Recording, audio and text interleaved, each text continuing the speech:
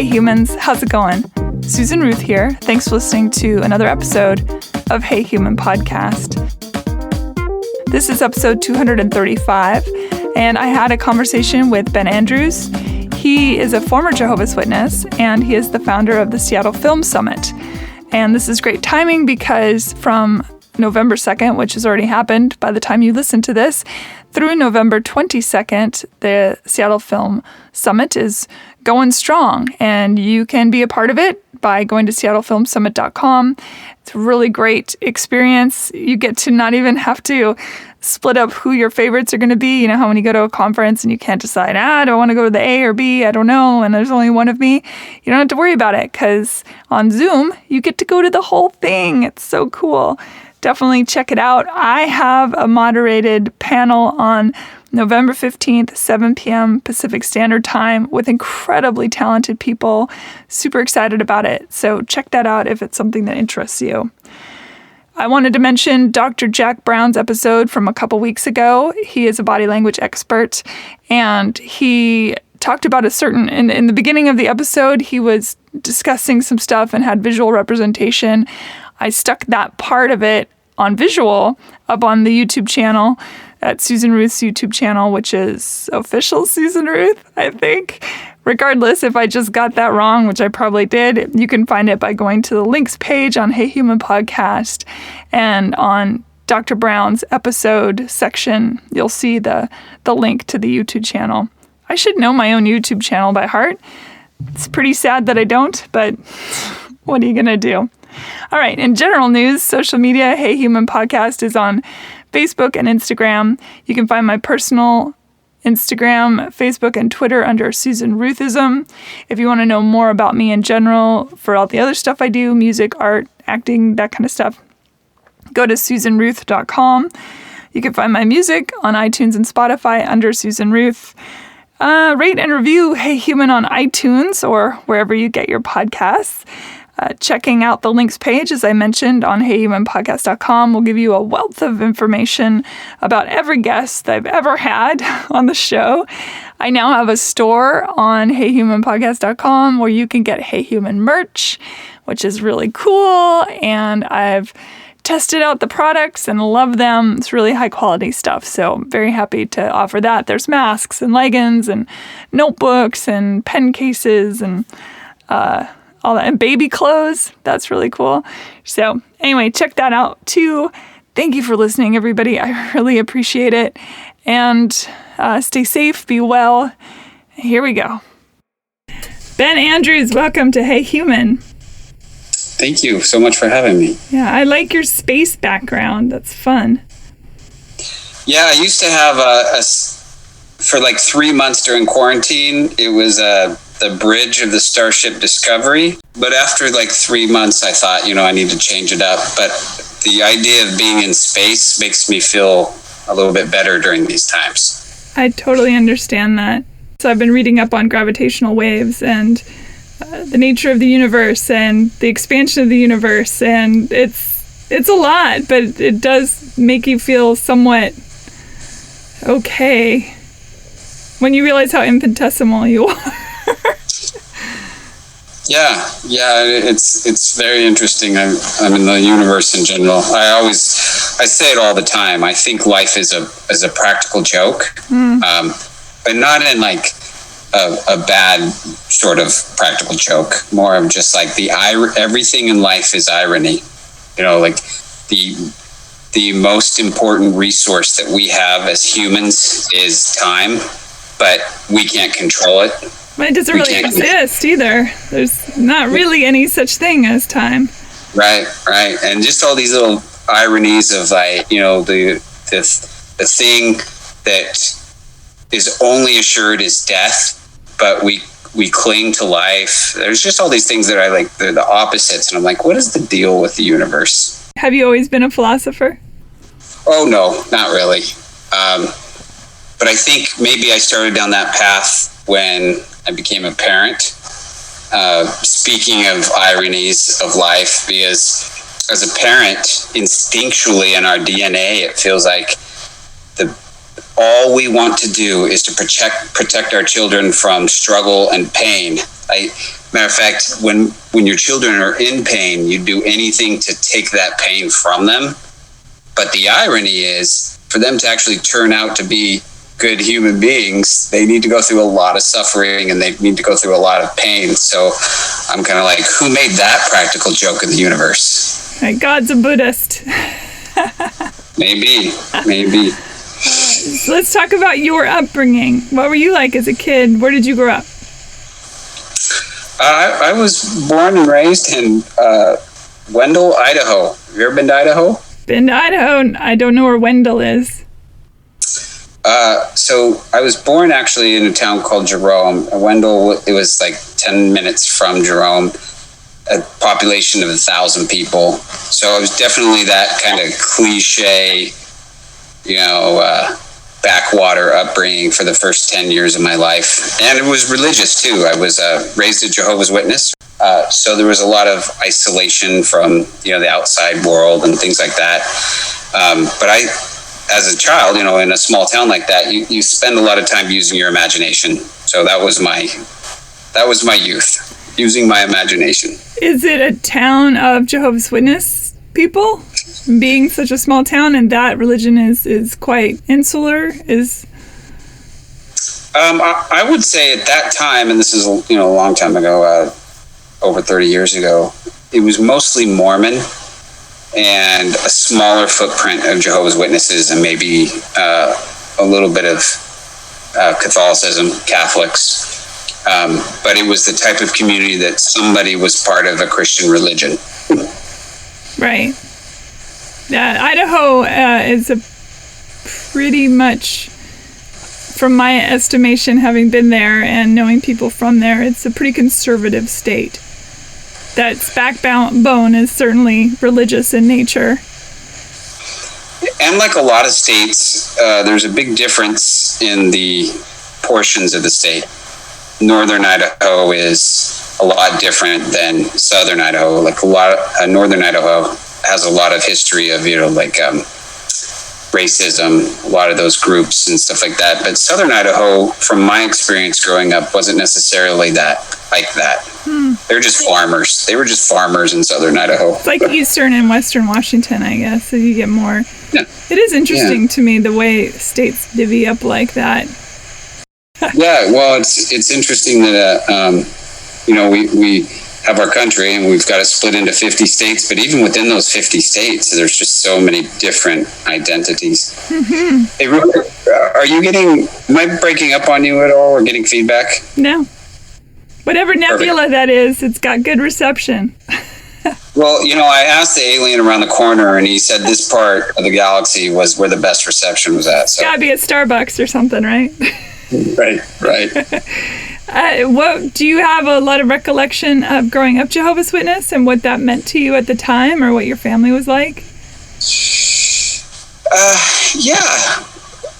Well, one of the things that was really unique about that religion that at first I had a lot of anger over, but in hindsight I've found my appreciation. But there was a lot of isolation from worldly things, music and movies, because that's all the world, whereas within the safety of the religious box, the only true believers, religions are like that. Like everybody else is bad and we're good. And there was a lot of isolation from art, music, all those things.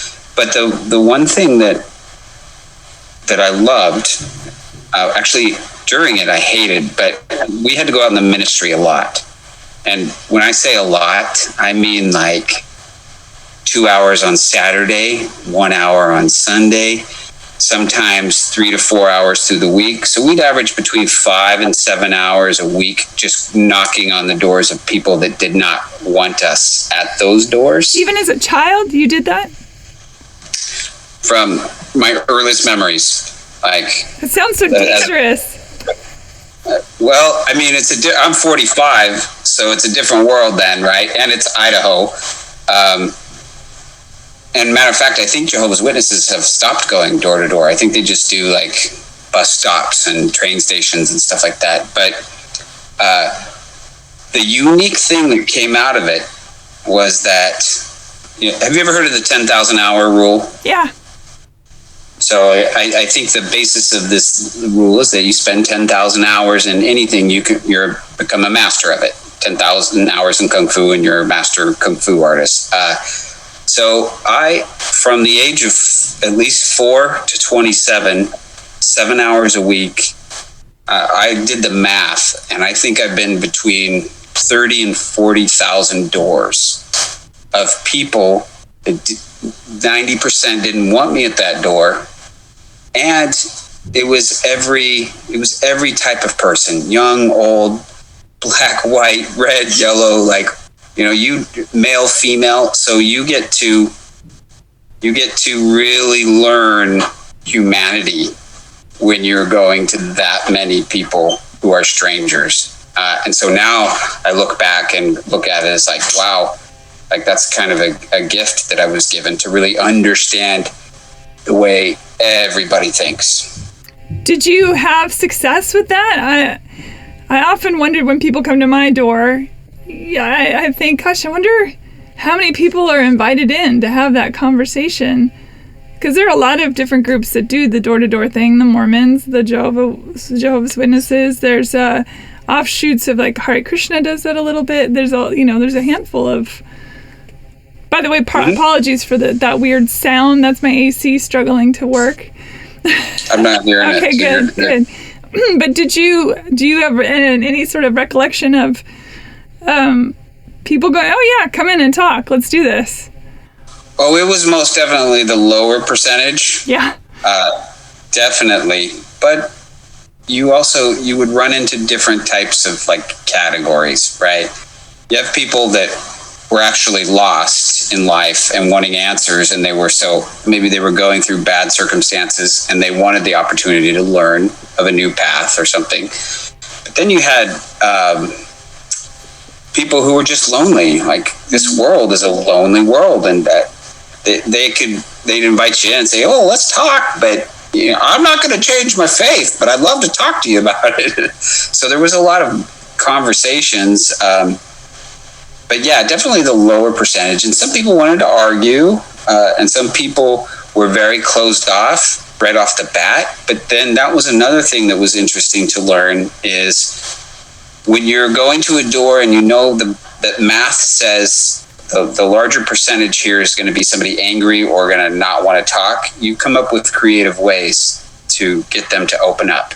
And that's just being observant of something in their yard, or the toys, or when they open the door, if there's a statue and behind them of a gladiator, then you be observant and you bring up these things like, well, that's a fascinating statue, where'd you get that?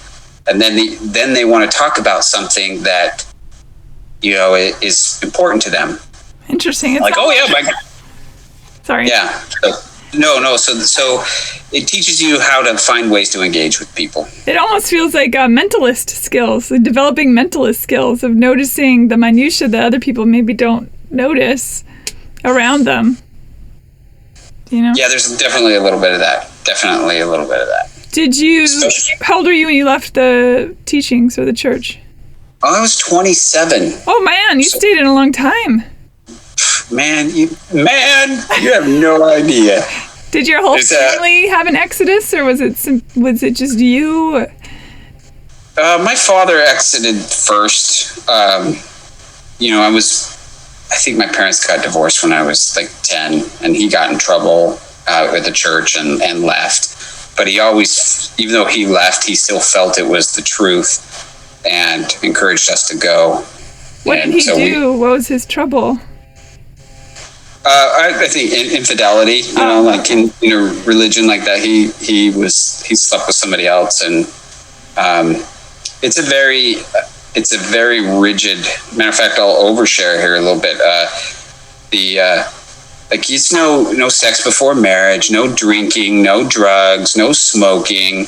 Like it's very stringent. Like, your body is your temple, so you have to respect it. And yeah, I think for me personally, I remember the I'm diving deep already. The first time I had sex was like 21, and I was engaged, but we totally broke the rules, and we had sex, and we got in trouble, and I got reprimanded. And at that time, I was 21. I was actually becoming kind of a leader in the congregation. They had, I think they called them ministerial servants, and that was just before you became an elder. So I was kind of on this path. How did they know that you had sex? Because God knows everything, and we can't hide it. So we have to go tell on ourselves. Like, that's just how it works. But I remember it was such a traumatic experience for me. Like, other things happened. I didn't end up, marrying this girl or anything like that. But I was so messed up with that experience that I was 27 the second time I had sex. And I was like, man, this religion has just damaged me, man. What did you do for those 6 years in between? Because you're not allowed to masturbate either, right? You're not allowed to masturbate, but that doesn't mean you know, every once in a while you're just like, I gotta do this. And I kissed a lot of girls. It definitely taught me a lot of self-control. I bet. Yeah. That's kind of hot, right? Yeah. It's interesting now. Definitely when I left the religion and I started dating, it was funny because I had a unique approach to my relationships and sex, right? Like, if sex is off the table for so long, then you go back to those skill sets where, like, listening and retaining information that a woman, tells you is very valuable. It's like, they appreciate that, And so, so I remember the first time I started dating my wife, like, I want to say in the first month, she was ready to have sex, and I'm like, hey, no, just pump the brakes here. Like, let's just get to know each other and slowly take that path. And she looked at me like, what are you, a fucking weirdo? So, yeah. Wow, was it hard to overcome all that programming then to have a healthy sexual relationship with your wife when it was ready to blossom? That's a good question. I would say it's been a journey to overcome all the programming. And that's a lot of, there was good programming, but there's bad programming, right? Like, for example, good programming within this religion was I was born and raised to believe that all men were equal, all men and women, right?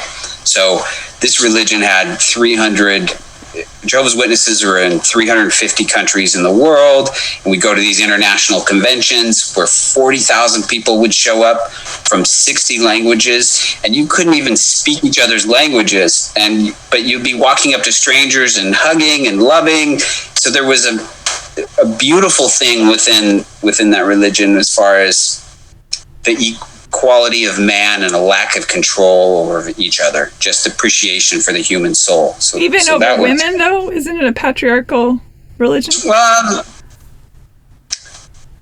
I think that there's only male leaders in the congregation, and there was probably some of that happening just by the nature of the patriarchy dominating whatever they can dominate. But it wasn't anything that I remember being significant. Like, it wasn't don't talk until you're spoken to, or so even with women, I was raised to believe everybody was equal. So that was a good thing, definitely. Do you have siblings? I have a sister, yeah. Okay. Yeah, and she's like 5 or 6 years older than me. Oh, is she in the faith? She left and then went back. She's there now, actually. Yeah. Does that put a strain on your relationship with her? No. We don't really talk about it. She's technically not supposed to talk to me because I'm one of the, like, they call it disfellowshipped. I'm not supposed to be in their ranks. But the flip side of that, though, speaking of unpacking, like, is homosexuality, for example. I was raised to believe that homosexuality was just a horrible, horrible thing.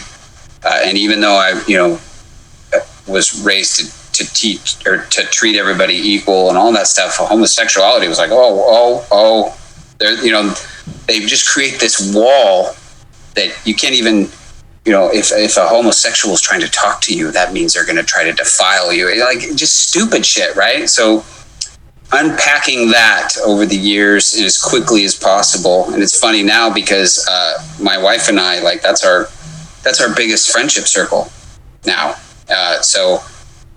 But it makes me, in many ways, I guess, it's just that brainwashing. You look back, and you can't look back with regret because there's nothing you can do to control it. But you look back and you wish enlightenment about certain things would have happened far earlier than they did. Your wife is not Jehovah's Witness, I assume, or had not been? No, but her father was a pastor, so she's a PK, pastor's kid. Mm-hmm. And that comes with its own kind of understanding, I suppose. Yeah, it's a little bit of a bond. It's a little bit of understanding that in the initial part of our lives, we're not on the course that we wanted to be. We're on a course that we were put on, and that other people treated us differently because of that. So, yeah. And is your mother... Oh, sorry. Go ahead. No, you're good. You're good. Sorry, there's such a delay. It's hard to sometimes to not interrupt somebody. I apologize. Is your mother Jehovah's Witness still? She's not practicing, but I think that there's core things to it that she believes are the truth. How does that relationship then, growing up with all of that in your purview, and now you have children, when they come to you and say, how old are your kids? 12 and 8. So they're at an age where existentialism creeps in, and the nature of the universe and God and death and life and all those things. I mean, even younger, obviously, kids start thinking about that stuff. How do you deal with that? Well, I'll tell you, I got lucky because I came up with the perfect cop-out. So you have to understand, one, I had the baggage and the frustration of going, our parents are the closest thing to God that we have growing up initially. So everything that comes out of their mouth has so much weight to it, which is a testament to why the world's so effed up, because, we're just passing down biases and anger and frustration, and we don't know any better. So fortunately for me, I knew that right off the bat, that even my beliefs are just personal to me, and I have no right to put that onto somebody else. I have the right to protect my children. I have the right to put them on a course, but I have no right to give them my beliefs. So with my son, right off the bat, right around between 6 and 8 is when you start getting. Do you have any kids? No, I do not. But I remember being a kid and asking the question. Yeah. I was 5. Yeah. See, right around those, like between 5, 8, 10, is when you start getting the, why do people kill each other? Why is there death? And you're like, so with my son, I said, this just magically like appeared to me. I don't know how it happened. I said, I'm going to give you 3 answers to every question you'll ever ask me that's important. And he's like, oh, okay. I'm like, so I'm going to give you answer number 1 is the general belief of the culture that you're in. The people around you that walk on the streets, or the religion around, this is kind of what they believe. Number 2, I'll give you my opinion. And I emphasize just my opinion. And number 3, I'll ask him if you had no other information, what would your gut say about that question that you just asked me? And then he would come up with some words, about, I think people are good. Everybody's good, and they deserve.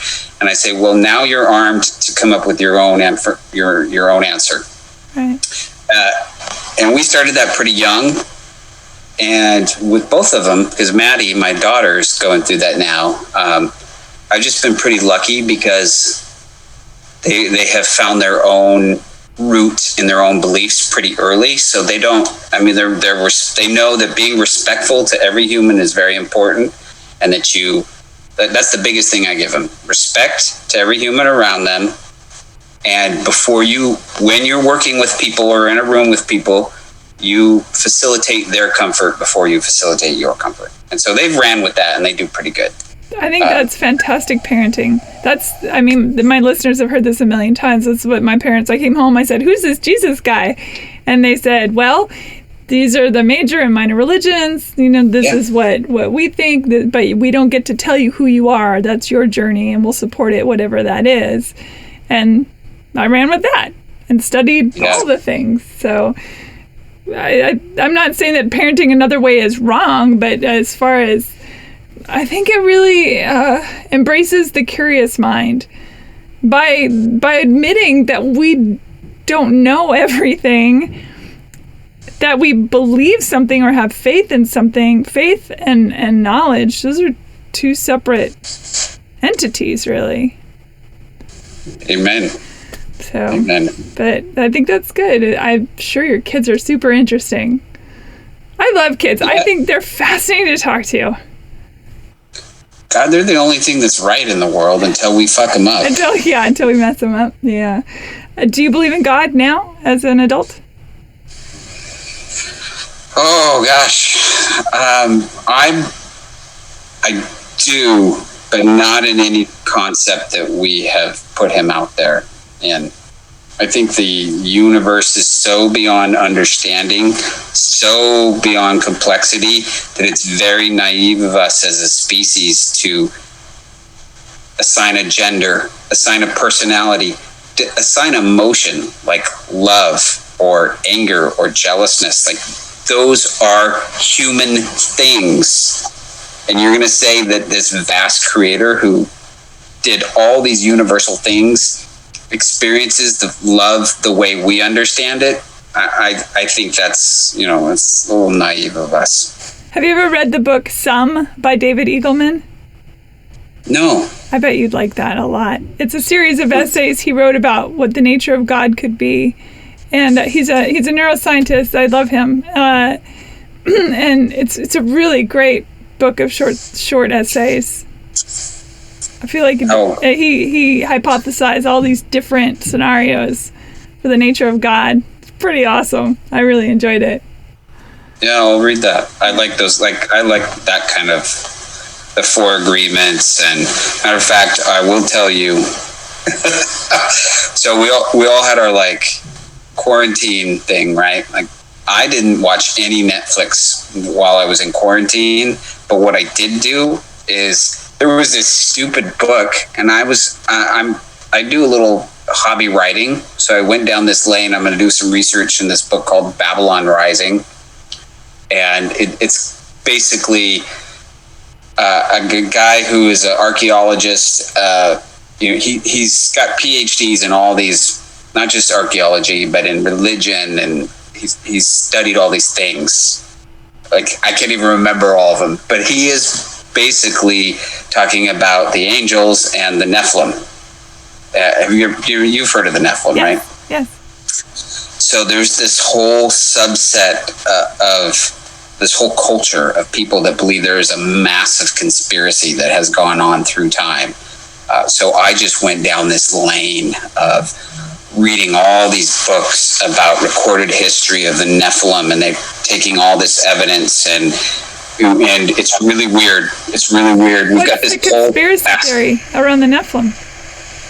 Well, the Nephilim are giants, right? And I always translated that as, giants of, maybe they're not necessarily literal giants. Maybe they were just giants of men. And for just to catch your audience up, or who don't know what the Nephilim are, essentially in the book of Genesis, the angels came down. Some of them came down to the earth, and they're like, "Hey, we want to be with mankind." And it says the Bible, which could be a male-dominated patriarchy thing, says they slept with the daughters of men, but the idea is that they slept with man, and that could be different, right? That could be angelic figures turning into females and men, sleeping with them. But the bottom line is they created this this half-breed culture, and they caused ruin on the earth, according to the scriptures. But when you start comparing it to all the ideologies and the different religions across the world, there's this thorough line, and there's also a missing piece of our history. Like, you have recorded history on the planet that started about 7,000 years ago. And that's, when I say recorded history, that's basically when we have documents that some human at some point started writing. But there's this gap of a few thousand years before it where we have there's architecture that is still on this planet that we can't understand, yet it predates 7,000 years ago. So there's just some missing stuff that happened. There are some people that hypothesize that those beings were an alien race. Yes, that's part of what I went down to, which was that lane, and that they're still here. They're still, like, for example, alien abductions might not necessarily be aliens. Just why are they experimenting with humans? And part of that conspiracy theory was that they lost their ability to materialize. So these aliens themselves might be the Nephilim that lost their ability to materialize, and so now they're just doing genetic experience, finding bodies to put themselves in, to inhabit, to possess. It's so deep, and I'm not that kind of wacko, but I'm so fascinated with these things. Are you writing a story about it? I have a where'd you go? He fell off the universe. Fell off the universe! You asked the wrong question. It is flat. All of it. It's flat. Everything. Yeah, I start actually as therapy for myself, because when I left the religion, it was about 2 or 3 years later, and I was like, I need some creativity. That's what's missing in my life. And so I started learning how to be an actor, learning entertainment industry lanes, and I started writing a script. And I'm a big sci-fi geek, right? Sci-fi, fantasy, all that stuff. So I started writing this story that was really, even though it was it's a post-apocalyptic vampire film, actually. And for many years, I laughed telling people the story. I'm writing a post-apocalyptic vampire film, which was really about, mankind wipes themselves out in a final war, and then these creatures of myth come out in hiding, and because the war, I don't go into the war, but it blocks out the sun. And so vampires get 24/7, and it only takes them a few years to kind of consolidate and now being the dominant species of the planet. But the backbone of what the story is about religious domination. And so what the vampires, what I did in this script, which it's not been done really that I have seen, I gave the vampires a very rich religious history. And what they are doing is based upon their own prophecies and their own inheritance and their own promised land. So it's really it's a story about two religions warring against each other. It makes perfect sense to me that religions would be, that vampires would be steeped in a deep religious belief. It seems absolutely fitting. And much like Islam and Christianity, where Abraham, it's a very thin line between those two. Abraham had two sons, and one decided to make Islam, and one decided to make Judaism. And so this story is very similar to that. There's a split. There's something that happens when the angels come down to fight on the planet. Well, the immortals, so vampires are immortal, as are the celestial beings in theory. Yeah, so that's the big difference of the thing that I've been writing. I would love to see that. Are you going to make it? Well, I've been writing. It's so funny because I wrote it 10 years ago, right? And I started out as a feature film, and I didn't know how to write. So the story was cool, but the writing was bad. And then I started learning how to become a writer.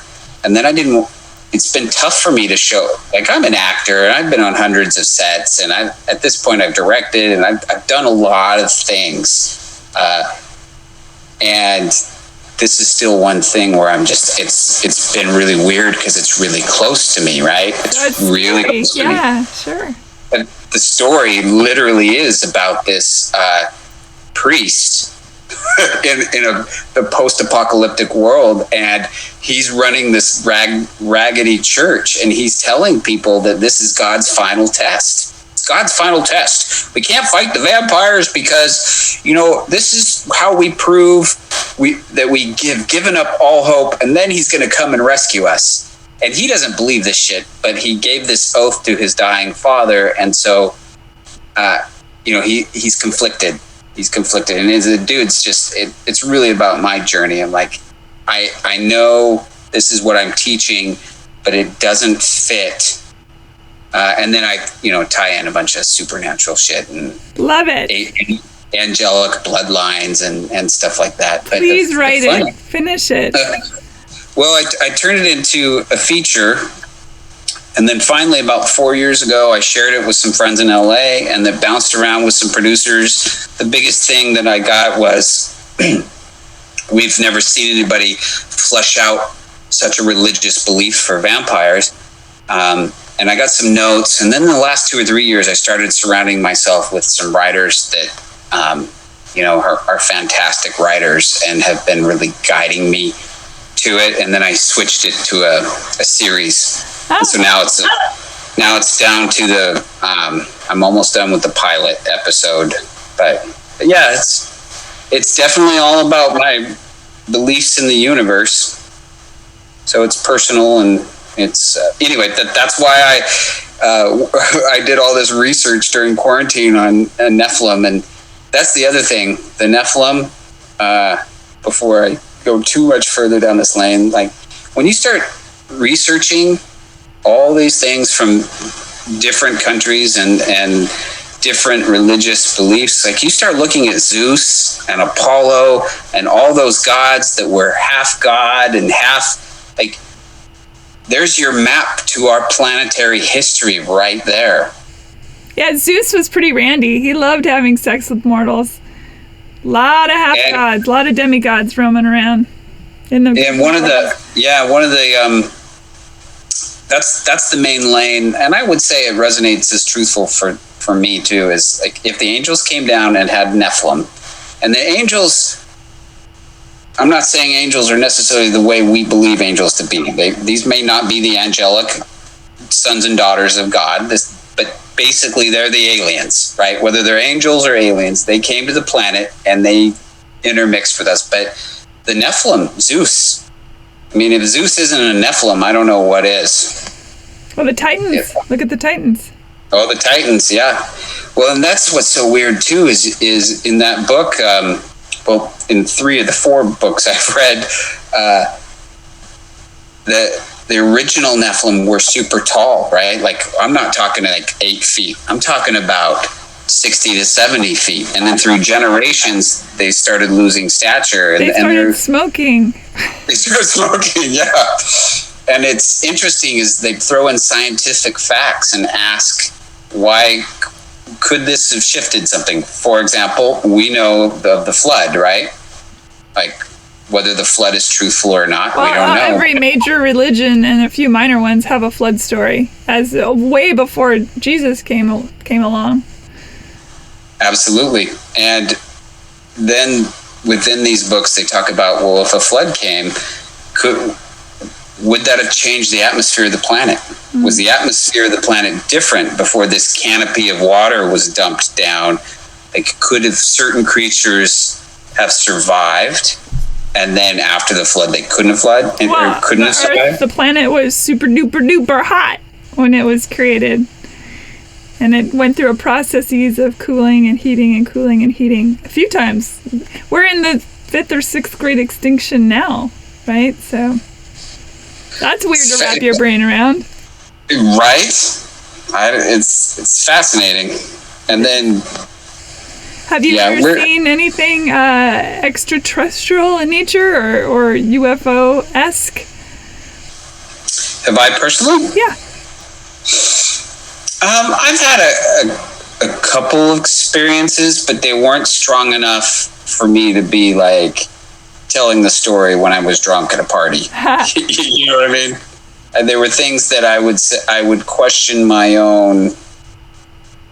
It wasn't clear enough, so I would question my own realization of the situation. Like, for example, remember back in the day when VCRs had the blinking light? Sure. Do you remember that? I don't know. You're probably too young for that. But the blinking 12 that Grandma and Grandpa couldn't figure out how to fix. Yep. I was having a slumber party one night, and I woke up, and there was the blinking light, and it was the only light in the room. And then suddenly, the blinking light had an outline. Like somebody had stepped in front of the VCR, so the light was coming around them, but there was nobody there. And I was like, well, that's pretty damn weird. And then it just walked out of the room. And I had like a shaking bed incident once where the bed was shaking, but I was dreaming, and I woke up and it was simmering down, but I don't know if it was you know what I mean? Like, some of these things, you really have to question your own. Our senses can do some really crazy things when they want to.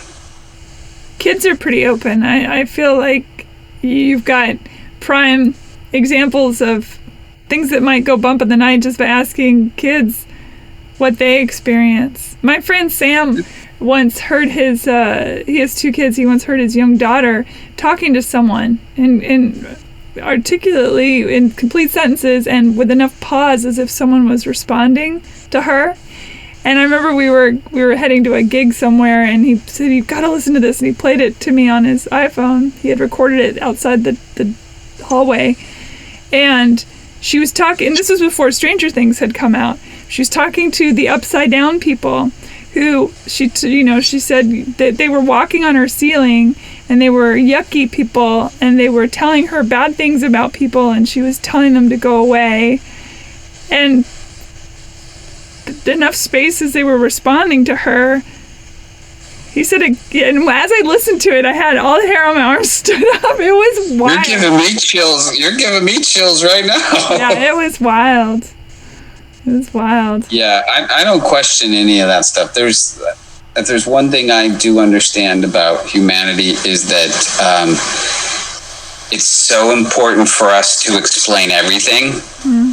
Like, we need to have understanding for everything. So for generations and generations, we have built this false reality around ourselves that is... And what if that's the Matrix? What if, I was thinking about this, what if we've manifested all of the things into being that we believe in? What if, it's the idea that you are God, right? Yahweh, I am. If I am God, if you are God, and everything that we've ever spoken or thought is our reality as we go, that's a big mind fuck, really. That I've created you as much as you've created me. This conversation we're having didn't exist until we brought it into creation. Do you know what I mean? Yeah, I've thought, not specifically that, but I mean, we're an avatar within an avatar within an avatar within an avatar is like lanes I've gone down. Yeah, even if a god never existed, or a multitude of gods, if a pantheon never existed, if I'm a person in ancient times or prehistoric times looking up at the sky and seeing lightning, and to my mind, I need a reason for that, and I say, oh, a god, and then Gorp and Oof all say the same thing, then we are manifesting God into being, and then God just is, because you could call that faith, or I don't know. I think about this stuff a lot. Yeah, I do too, but I've only done it in the second half of my life, right? Because I had the picture the first half of my life. Yeah. So it's interesting to go, oh shit, I'm gonna unravel that. And yeah. Were you scared of God as a kid? Yeah, I mean, I think the Christian God is, a pretty scary God. I mean, I know he's a God of love, but man, in the Bible, when you piss him off, he does some. And then not just the Christian God. He's got the smote thing going on. He's a smote machine. Yeah, he's thank God Christianity came along and Jesus came along, because he was like, God's a little bit more chill now, but the Hebrew God, yeah, boy, if you were a woman and a child affiliated with a false god, it did throw you off a cliff. Yeah, the Judeo-Christian Old Testament, I mean, that God was like a petulant child in a lot of ways, I think. Absolutely.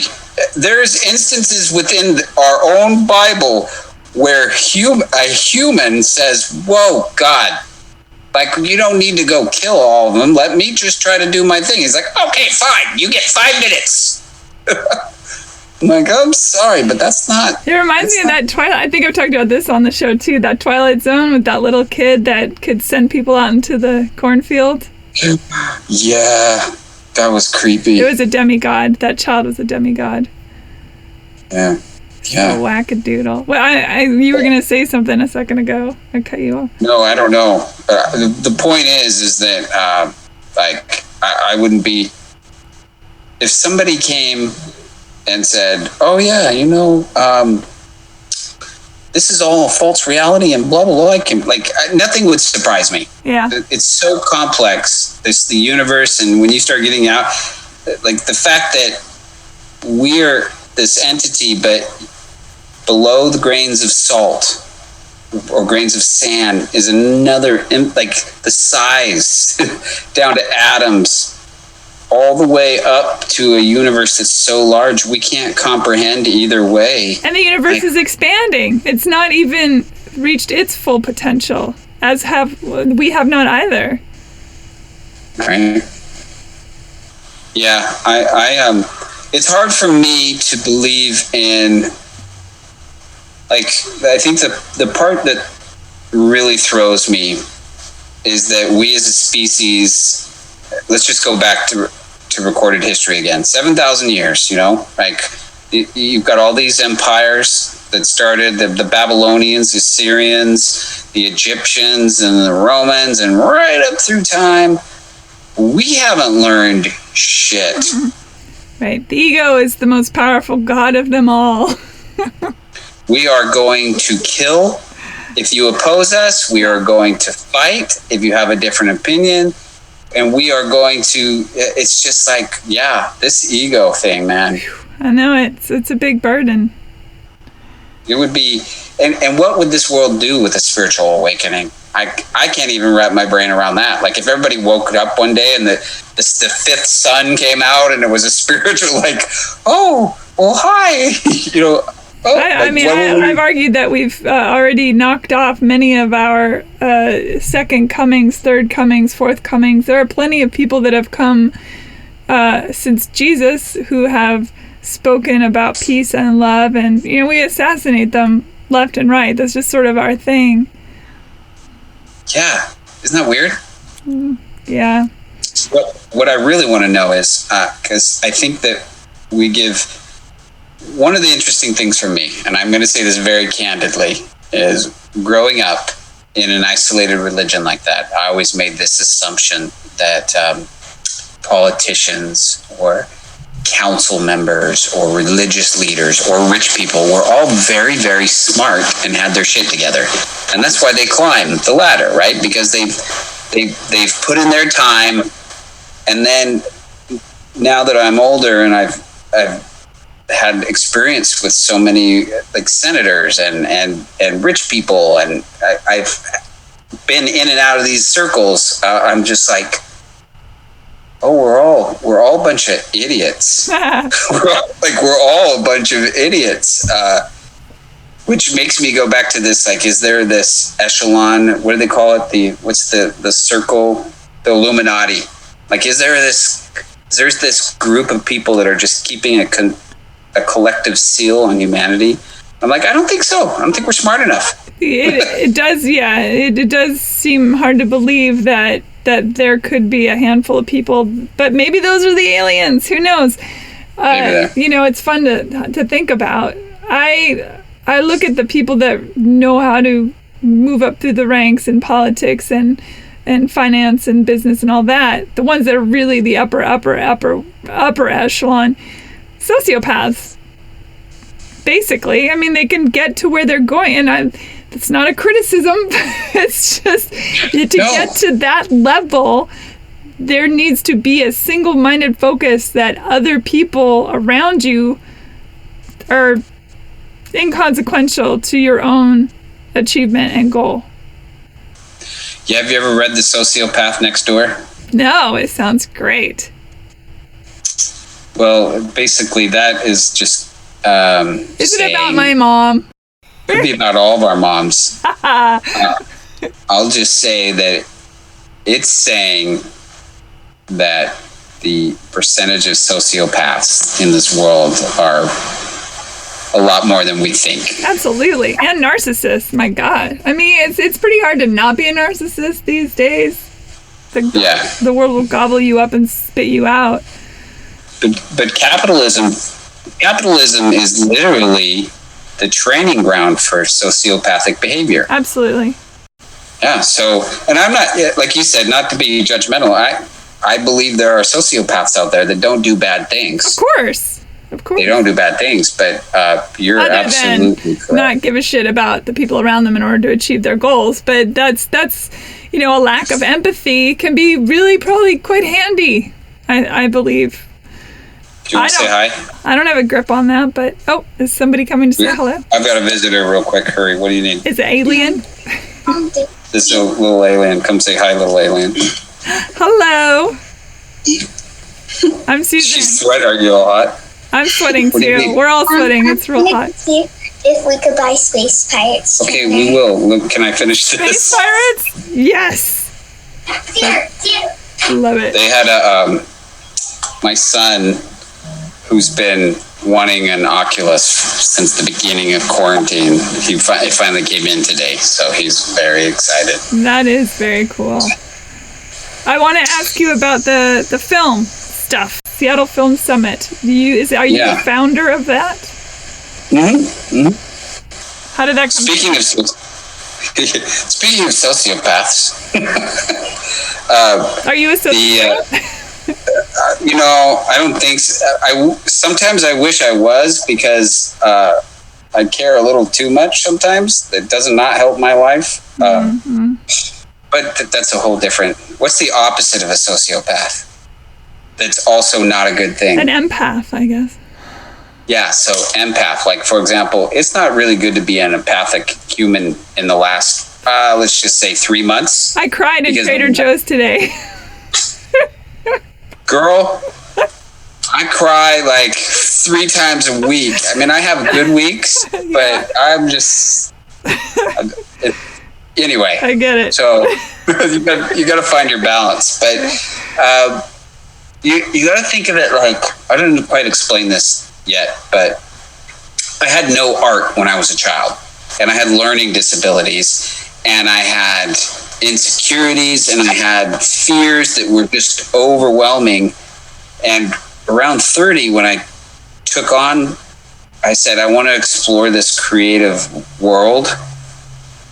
I kid you not, some of these disabilities went away from my experiences with creativity. I had lots of dyslexia, and I had really poor memory. And for some weird reason, a lot, and I don't necessarily think that my dyslexia or my learning abilities was like a broken vessel in my brain. I think it had to do with the fact of all this insecurity and not being aligned properly with who I was supposed to be that manifested itself in disabilities. And that's just for me personally. I'm not saying that's how it is with everybody. But when 5 years into creativity, man, it was like this massive alignment. And so creativity is my God right now. Like, it's the one thing that saved my life. So it's like, that's what I do now, is I preach the gospel of creativity. And so in 2013, I started the Seattle Film Summit.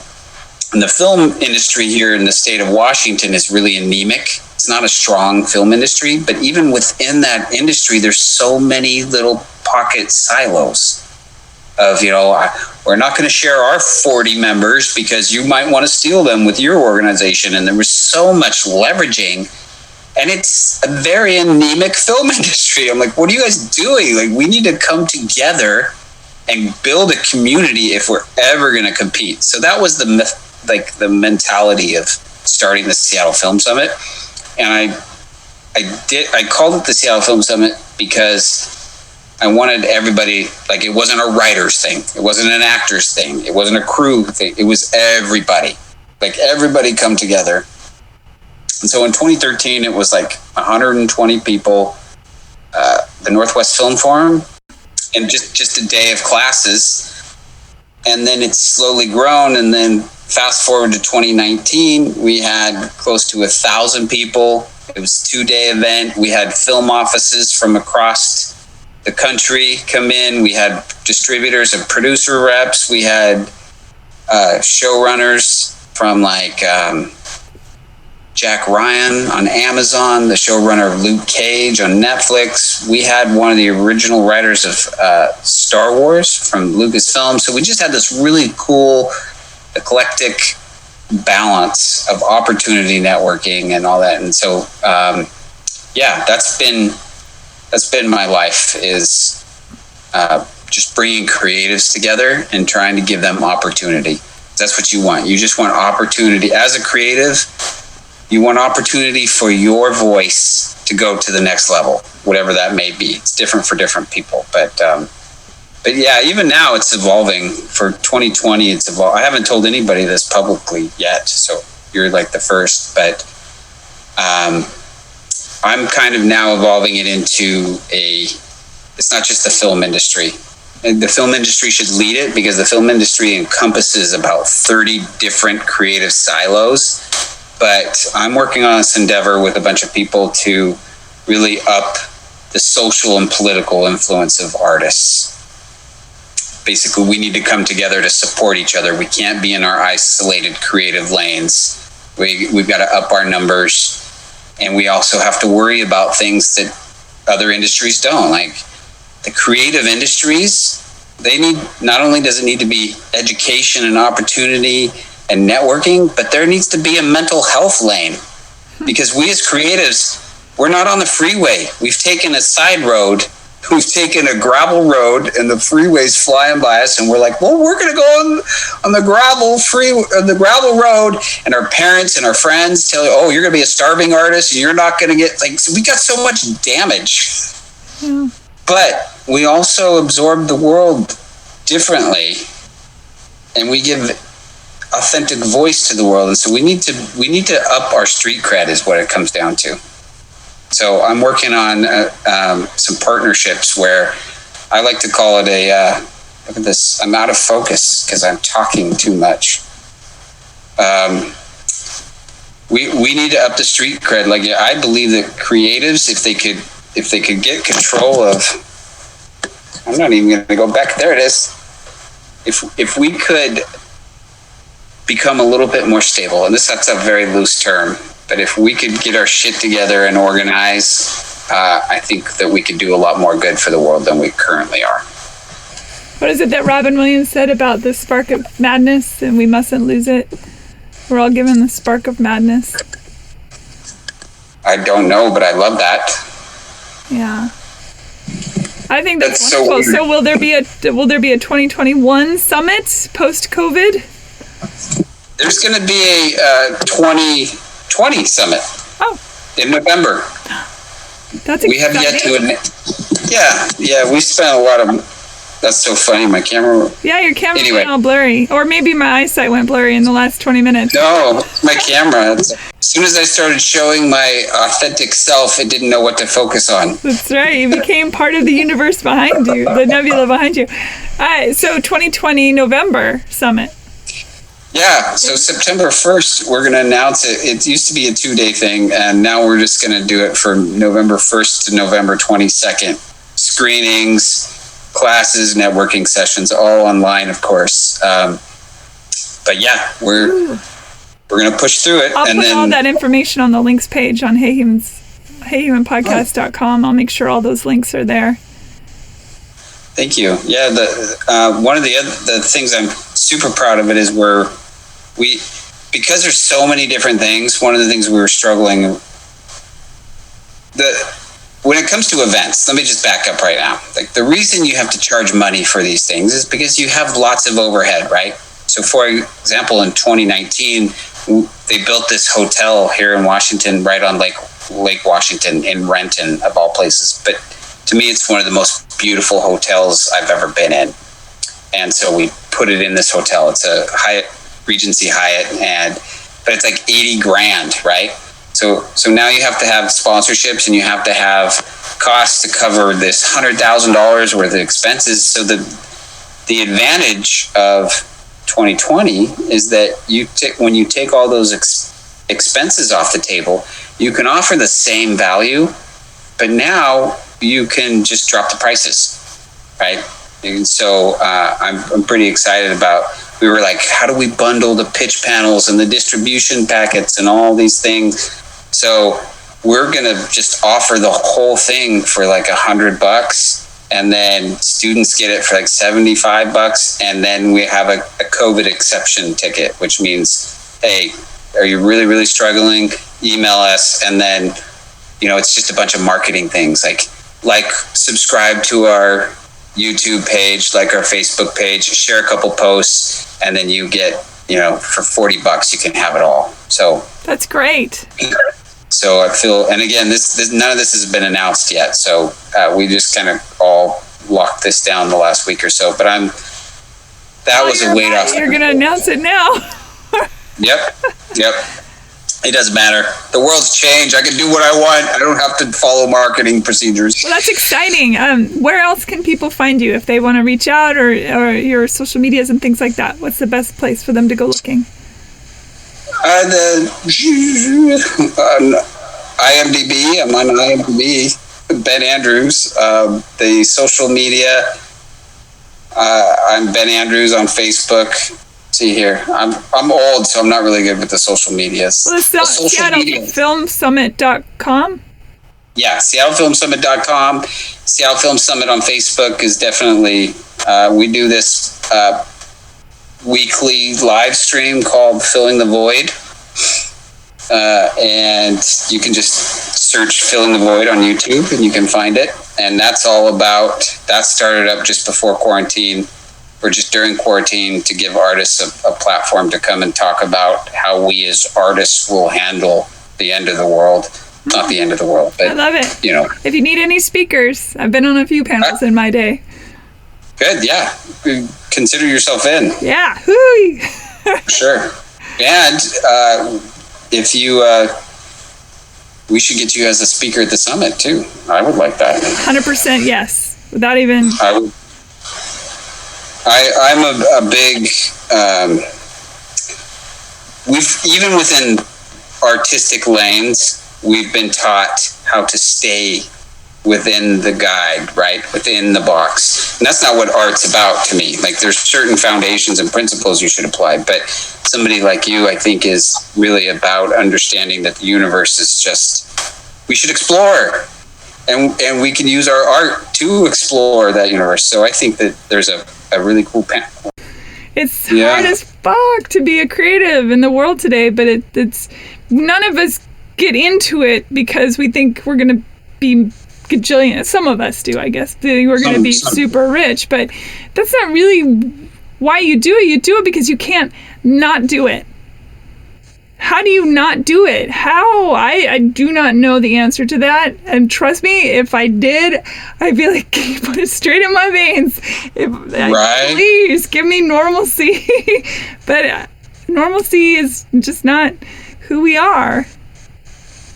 Yeah. I mean, my buddy and I manage a couple actors, and for a long time we were kind of managing this pipeline from actors from Washington to LA, prepping them up and then giving them a safe landing in LA, so they didn't just have to start from zero.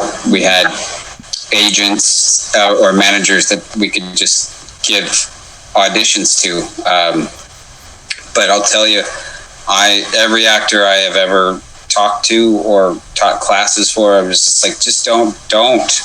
If there's any way you can not do it, like if you can be anything else than an actor, and I'm saying actor in this example, but I mean as a creative, you need to understand, if you're trying to be a creative professional, if you are trying to raise a family or support yourself with creativity in this world, or stay sane,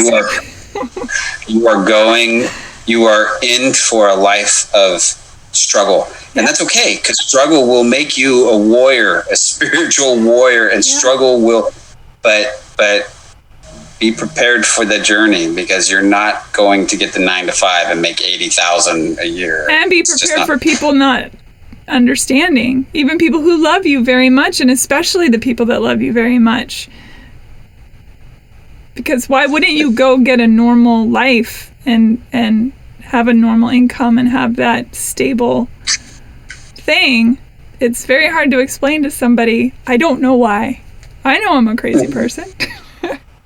Well, and it's a weird circle, right? Like it doesn't match, because sometimes, for example, the people, our loved ones and our parents are like, you're crazy, why are you doing this? And so it creates an insecurity that we're like, I don't know why, and we start to doubt ourselves. But the only time you really become a fantastic artist is when you realize that you've got this unique voice in you that's going to tell a story, whether you be acting it, whether you be writing it, whether you be painting it, that nobody else can tell.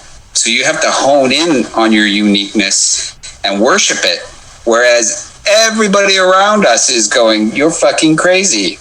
And so to be able to ignore that and focus in on your own divinity is like, if somebody's got a magic pill, share it with me, because I want it. Amen to that as well.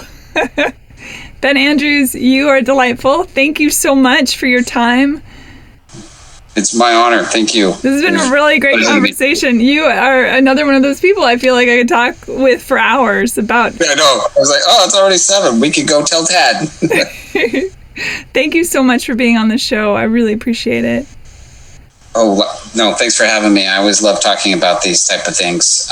And I will be in touch. Great. You're going to be a guest at the summit. Oh, I'm very excited for that. Thank you. Thanks for listening, everybody. Bye.